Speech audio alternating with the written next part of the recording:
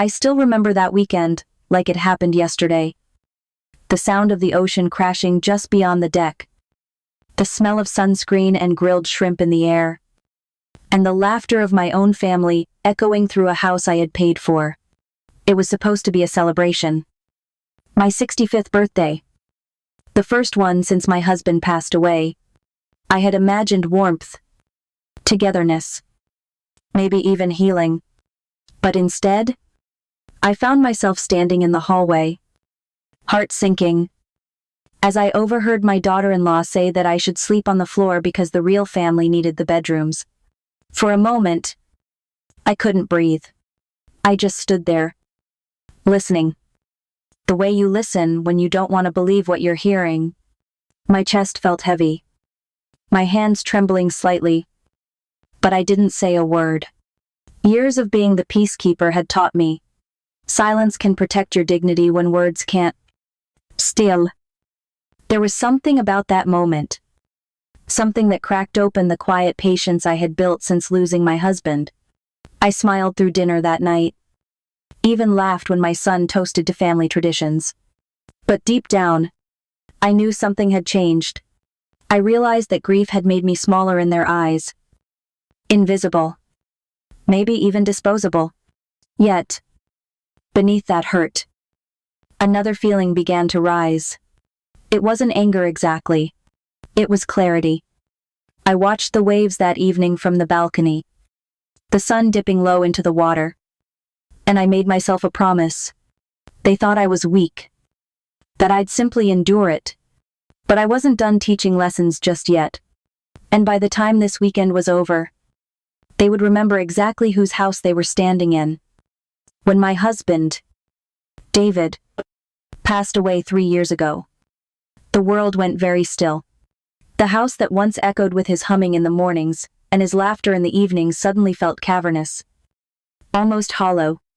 I remember the first night alone, how every creak in the walls felt louder, how even the clock seemed to mock me with its steady ticking. I used to find comfort in making 2 cups of coffee each morning. One for him, one for me. But after he was gone, I kept making both out of habit. I would pour his cup, watch the steam rise, and then let it go cold. It took me months to stop doing that. In those quiet months, I told myself that love doesn't disappear. It just changes shape. So, I poured mine into my son, Michael, and his wife, Lauren. They had been close once. Michael used to call me every Sunday evening, just to talk about work, the weather, or how David's old truck was still running. Lauren and I had shared recipes, holiday decorations, little bits of life. But as time went on, those calls became shorter. The visits became less frequent. Eventually, I could feel myself fading to the background. Not out of malice, but out of convenience. I suppose that's how distance begins. Not with a fight, but with silence. One skipped dinner, one unanswered message. And suddenly, you realize you're no longer part of the daily rhythm of their lives. The last Thanksgiving we had together, I brought my homemade pecan pie. The same one Michael used to love as a boy. I noticed he barely touched it. Lauren had made her own dessert that year, and everyone complimented her instead. I smiled. Of course. But deep inside, something small and tender began to ache. So when my birthday approached, I wanted to bring everyone together again, to feel like a family. Even for a few days. The beach house had been David's dream, and hosting this gathering there felt like honoring him. I imagined us laughing by the fire, sharing stories, maybe even healing the small cracks that had spread between us. But as I unpacked groceries and set the table that weekend, I couldn't ignore a quiet truth whispering beneath my hope. Sometimes, the more you give, the smaller you become in people's eyes. I wanted to believe this trip would remind them of love. I wanted to believe generosity could fix what time had broken. But deep down, I sensed it would do the opposite. I didn't know it yet, but the weekend meant to bring us closer would be the one that finally revealed who we really were to each other. The evening air was heavy with salt and the faint hum of the ocean. From the kitchen window, I could see the sun beginning to fade into the horizon, painting the waves gold. Inside the house, laughter drifted down the hallway. Light. Easy. The kind that used to make my heart swell. For a brief moment, I almost believed the weekend might be what I'd hoped for. A small return to warmth. Then I heard her voice. Lauren. Sharp. Dismissive. Cutting through the laughter like glass underfoot. She was talking to someone. Maybe one of her friends on the phone. Or maybe my own son. Her words were muffled at first, then clear enough to slice through the air. She said that the house was too small for everyone, and that it only made sense for me to sleep on the floor. She'll be fine, she added, her tone casual, as if she were talking about storing away an old suitcase. For a second, I thought I'd misheard. I stood frozen, one hand resting on the edge of the counter, the smell of roasted chicken still clinging to the air.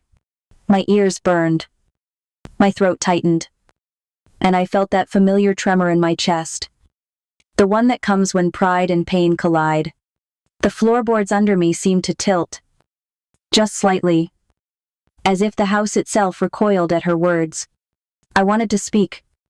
I wanted to march down that hallway and remind her whose money paid for this house. Whose love had built the family she now called her own. But I didn't. I stayed still. I breathed. Years of being a wife, a mother, a keeper of peace had trained me well.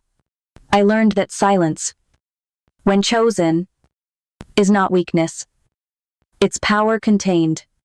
In that moment, I felt something shift inside me. The hurt didn't vanish, but it settled. Hard, cold, and clear. I realized that I had been carrying this family on my back for far too long, mistaking endurance for grace. I had been shrinking myself to make others comfortable, believing that love was enough to keep me seen. But now I understood. Kindness can be mistaken for submission, and respect, once lost, rarely returns on its own. I finished preparing dinner with steady hands, even though I could still hear faint laughter echoing from the other room. My heart was pounding, not from anger but from awakening. I set the table, lit the candles, and smiled when they all sat down, pretending nothing was wrong. Inside, though, I was taking notes. I watched every gesture, every smug grin, every small dismissal that night. I wasn't going to shout or cry. I had done enough of that in my life. No. This time, I would let the silence work for me. When people show you who they are, you either walk away, or teach them a lesson they'll never forget. Dinner that night looked perfect. At least from the outside. The table glowed under the warm light of the chandelier. Every dish laid out like a magazine photo. The smell of roasted garlic and baked salmon filled the room, blending with the faint scent of salt drifting in from the sea. I had prepared most of it earlier. But by the time everyone sat down, Lauren made sure it looked as though she had orchestrated the entire thing. She had that smile, the kind that doesn't quite reach the eyes. Polished and practiced. Made for company. Michael, bless his heart, seemed completely unaware of the undercurrents at the table. He laughed easily, poured wine, and talked about work, vacations, things that didn't matter. Every now and then, he'd turn to me and ask if I was comfortable, as if trying to prove that he hadn't forgotten I existed. I nodded and said I was fine. That word, fine, has carried more pain in my life than any insult ever could. Lauren played hostess, passing dishes with exaggerated warmth, complimenting herself in subtle ways. When one of the guests commented on how beautiful the beach house was, she laughed softly and said something about family blessings. Everyone smiled politely. And I just sat there, hands folded in my lap, feeling the weight of every unspoken truth. I had paid for this house.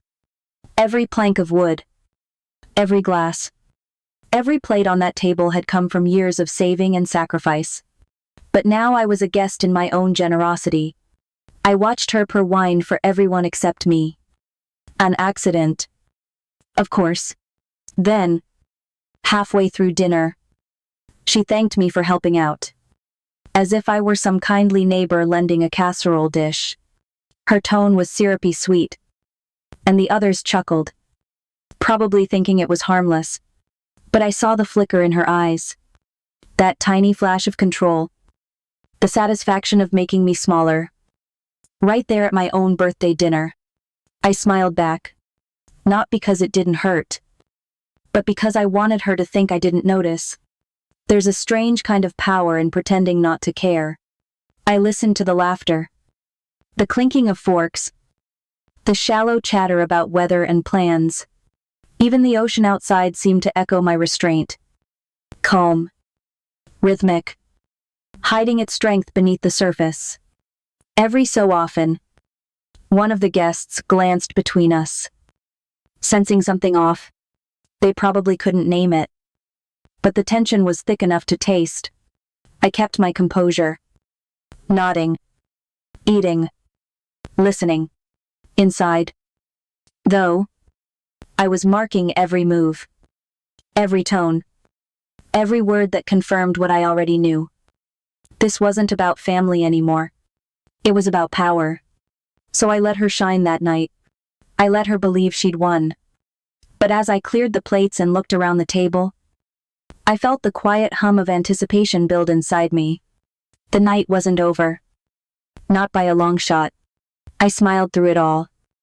But inside, I was counting the hours until the show began. The morning after that tense dinner began quietly. Too quietly. The air was soft and cool, carrying the smell of sea salt and jasmine through the open windows. I woke before everyone else, as I usually did, and sat with my coffee by the large window overlooking the beach. The horizon was washed in pale gold, waves folding over themselves like whispered apologies. For the first time all weekend, I felt completely still. By 8 o'clock, the peace began to stir. The faint hum of engines echoed from the driveway. At first, Lauren thought it was a delivery, perhaps groceries or cleaning supplies. I watched her from the kitchen as she adjusted her robe and peeked out the window. Then came the second truck. And the third. The air filled with the clatter of metal stands, voices calling out greetings, and the unmistakable rhythm of people who knew exactly what they were doing. Her confusion was almost beautiful to witness. She walked around briskly, trying to assert control, asking who had called these people. I stayed quiet, finishing my coffee. Then, when the event coordinator greeted me by name and confirmed the schedule, I saw the moment she realized. This was not a mistake. This was my doing. The team set up an elegant canopy on the sand, draped in white linen and flowers. A small string quartet began tuning their instruments. The scent of fresh arrangements, lilies, roses, eucalyptus, filled the house. The caterers brought in trays of food, champagne, and a towering cake. Beten o'clock. It was clear to everyone this wasn't just breakfast. It was a celebration. My celebration. Michael looked at me then, genuinely confused. Perhaps even a little ashamed. He asked if I'd planned all this. And I smiled softly. I told him I thought a woman deserved to celebrate her birthday, especially after surviving as much as I had. His eyes softened, but hairs hardened. Lauren stood near the window, arms crossed, pretending to be amused, though her voice trembled when she spoke to the guests arriving at the door. One by one, old friends began to appear, people she didn't know. They greeted me warmly, handed me flowers, gifts, and heartfelt words. I watched her eyes dart around, realizing how little of this world truly belonged to her. The same house she had claimed as hers now reflected everything she tried to erase. My name, my legacy, my control. Then, just as the celebration reached its hum, a black car pulled up the driveway. A man stepped out in a dark suit, carrying a slim briefcase. Milavier. He greeted me with familiarity, then turned to Michael with polite formality. I could feel the air tighten around us. Curiosity rippled through the crowd like a wave about to crest. I didn't say much. I didn't need to. I just raised my glass, thanked everyone for coming, and said that this year, I wanted to start a new chapter. One built on clarity and truth. The look on Lauren's face told me she understood enough. The party was never just a celebration. It was an introduction to what was coming next. I stood there on the sand, wind brushing against my hair, the ocean roaring softly behind me. The first act was over. The real story was about to begin. When the music faded and the guests began to drift away, the house fell into a silence that felt almost sacred. The ocean outside whispered against the sand, steady and indifferent, as if it had seen this kind of moment countless times before. Inside, the air was thick, not with anger, but with awareness. Everyone knew something had shifted. I stood near the window for a long time, watching the light fade over the water. The celebration had ended, but the truth was only beginning to breathe. My lawyer waited quietly at the table, papers neatly stacked in front of him. Michael looked uneasy, his hand rubbing the back of his neck the way he always did when he felt something he couldn't quite name. Lauren stood beside him, her smile frozen in place. The kind of smile that strains to survive when the world starts to tilt. It wasn't spontaneous. None of it was. Weeks before this weekend, I had already begun to prepare. I had seen the signs, the small inconsistencies, the unexplained withdrawals, the quiet way my credit cards would be used and replaced, the shift in tone every time I asked about family expenses. I didn't want to believe it at first. I thought I was being paranoid, too sensitive. But love can make you blind. And I had been blind for too long. So I started keeping records. Every transaction, every message, every moment when my kindness was twisted into obligation. And when I finally spoke with my lawyer, I realized something that changed everything. The beach house, the accounts, even the trust fund that supported my late husband's legacy. They were all still in my name. Every signature, every document proved what I had forgotten in my grief. I still had control. That morning's celebration wasn't just a birthday. It was a boundary. It was the day I stopped apologizing for existing. I turned from the window and faced them both. I didn't raise my voice. I didn't have to. My lawyer explained, calmly and clearly, that the assets were being reviewed and that certain financial authorizations would be suspended until further notice. The air crackled with quiet disbelief. Lauren tried to interrupt. I could see the desperation in her eyes, the sudden tremor in her perfectly manicured hands, but it was too late. The truth had already taken root. Michael's face fell as the pieces started to connect. The things he'd overlooked, the small ways she'd convinced him to distance himself from me. His guilt was written all over him, and it hurt to watch. I never wanted to embarrass him, only to wake him, to show him how far love can stretch before it finally breaks. In that silence, I felt both heartbreak and release. I remembered all the times I told myself that keeping peace was better than speaking truth, that if I just stayed kind, they'd see my worth again. But peace without respect isn't peace. It's surrender. And I was done surrendering. Lauren's voice cracked as she tried to regain control, insisting it was all a misunderstanding. I didn't respond. I simply looked at her, the way a mirror looks at its reflection. unflinching. Final. I saw in her eyes the realization that the game was over. I gathered my shawl from the back of the chair, thanked my lawyer for his time, and turned toward the hallway. I didn't shout, didn't slam doors, didn't leave a single word of bitterness behind. I just walked.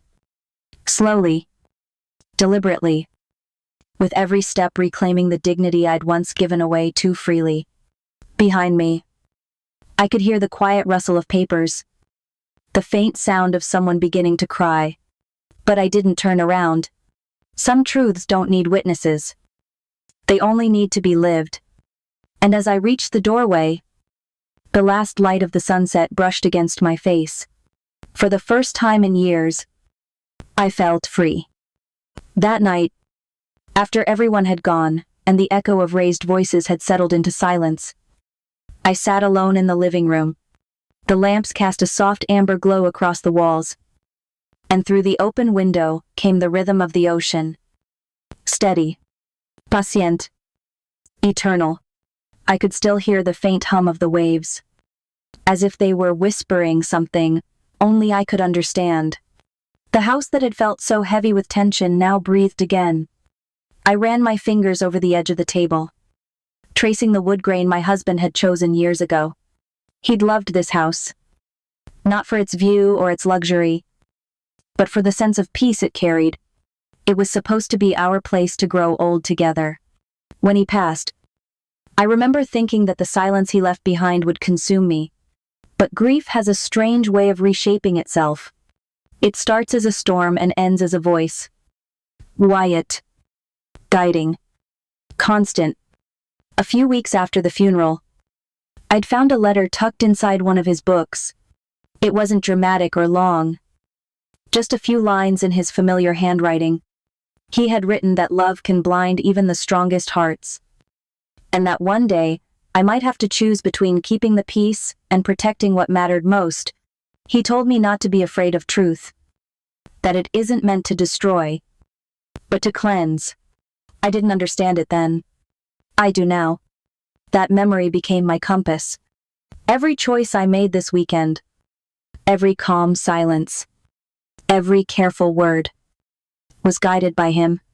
Not out of vengeance, but out of love. He had trusted me to guard what we built.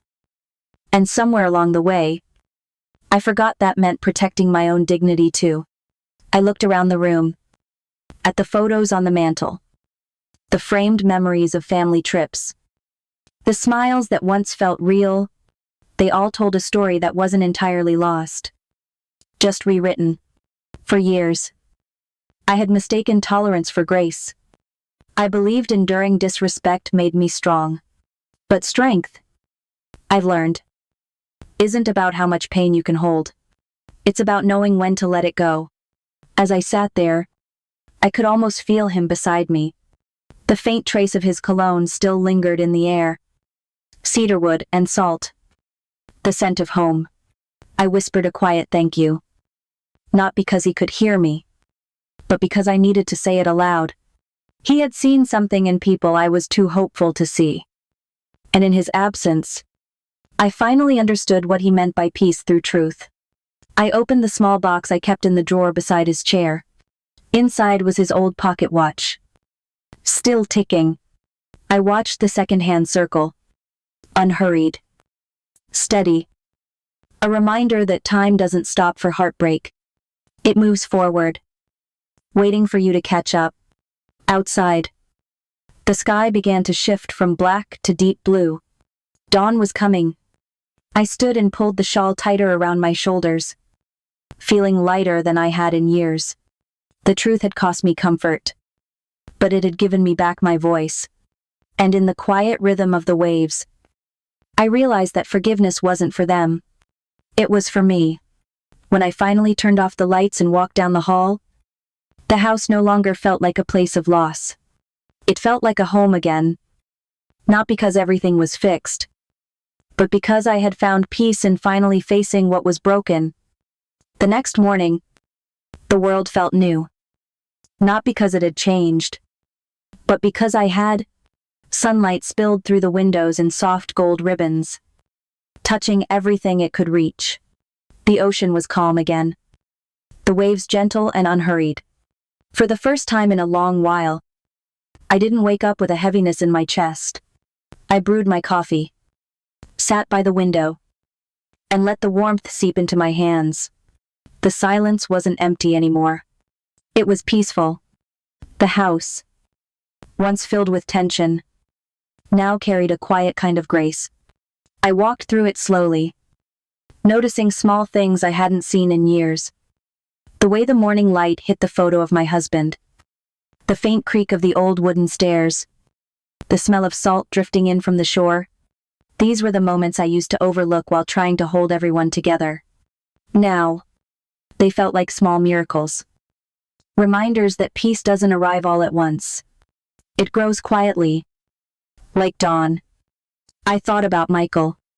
We hadn't spoken much since that day, but I knew he was thinking deeply, just as I had hoped he would. I didn't need an apology right away. Sometimes understanding takes time. And love, real love, waits. As for Lauren, I wished her peace too, even if I never saw her again. Carrying anger would only anchor me to the past, and I had finally learned to let the tide take what no longer belonged. There was a time I believed that forgiveness meant pretending things never happened, but now I know it's the opposite. Forgiveness is remembering clearly and still choosing not to be bitter. It's walking away without hatred, knowing you've done what's right for your heart. In the weeks that followed, I started to rediscover myself. I planted flowers by the porch, took long walks at sunrise, and even joined a small book club in town. The simple act of being present, of breathing without carrying invisible weight, felt like freedom. I began to laugh again. Not because life was perfect, but because I was finally living it on my own terms. The truth is, healing doesn't happen when everything is fixed. It happens when you stop needing everything to be. When you can look back on the hurt and see not weakness, but strength. When you can thank the pain for teaching you who you really are. So now, when I think about that weekend, the betrayal, the silence, the truth, I don't feel bitterness anymore. I feel gratitude, because it led me here, to this moment of peace. Coffee in hand, the sea whispering outside my window, and a heart finally at rest. Have you ever faced something like this? A moment when you had to choose peace over pride, truth over comfort? Tell me in the comments. I read every one. Time has a way of softening even the sharpest edges. What once felt unbearable now feels distant. Not forgotten, but transformed. When I look back on everything that happened, I no longer see betrayal or humiliation. I see lesson. I see growth. I see a woman who finally stopped shrinking herself to make others comfortable. It's strange how clarity often comes in silence. After all the noise, the anger, the fear, the pretending, what remains is truth. Simple, unshakable truth. I learned that love without respect is a slow erosion. That forgiveness isn't about erasing what hurt you, but about freeing yourself from carrying it any longer. And that peace doesn't arrive when people change. It arrives when you decide you deserve better. I used to think strength meant holding everything together, smiling through disrespect, keeping peace no matter the cost. But strength, I've found, is quieter than that. It's walking away with your head held high. It's choosing dignity over approval. It's knowing your worth even when others forget it. When I think of my husband now, I don't feel the ache of loss the way I used to. I feel gratitude. His love taught me tenderness. His absence taught me resilience. And somewhere between those two truths, I found myself again. The woman who once doubted her place now sits at peace in her own company. Whole, unafraid, and free. I've learned that closure doesn't always come with apologies or perfect endings. Sometimes, it's a quiet morning, a cup of coffee, and the realization that you're finally okay, that's enough. If there's one thing I hope you take from my story, it's this: your worth is not up for negotiation. Protect your peace. Even if it means standing alone. Because the moment you choose yourself, you stop losing. Have you ever had to find peace after being hurt by someone you trusted? How did it change you? Tell me in the comments. I read every one.